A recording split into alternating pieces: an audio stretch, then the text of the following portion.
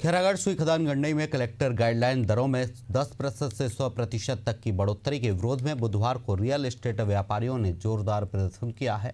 प्रदर्शनकारियों ने राज्यपाल और मुख्यमंत्री के नाम कलेक्टर को ज्ञापन सौंपते हुए नई गाइडलाइन को जन विरोधी, अव्यवहारिक और गरीब विरोधी बताते हुए तत्काल वापस लेने की मांग की है।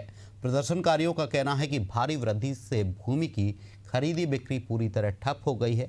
किसान खेती का रकबा बढ़ाने के लिए जमीन नहीं खरीद पा रहे हैं और आर्थिक संकट में फंसे लोग जमीन बेचकर राहत भी नहीं ले पा रहे हैं।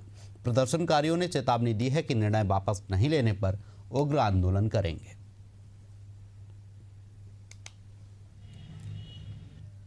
हमारे जो वित्त मंत्री ओपी चौधरी जी हैं, उन्होंने पता नहीं किस ढंग से कलेक्टर गाइडलाइन को बढ़ाया है, क्या सोच के बढ़ाया है पता नहीं।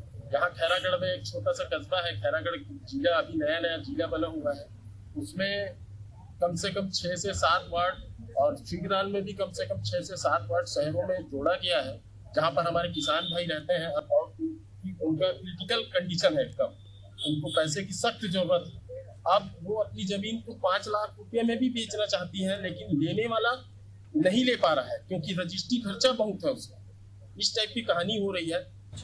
छत्तीसगढ़ सरकार के द्वारा जो नया कलेक्टर गाइडलाइन लागू किया गया है, जिसमें कि पहले जो आदेश आया था उसमें था कि 35 डिसमिल तक की जो रजिस्ट्री होगी, 35 डिसमिल तक का जो वर्ग मीटर में नाप होगा, वो बहुत ही गलत है नियम।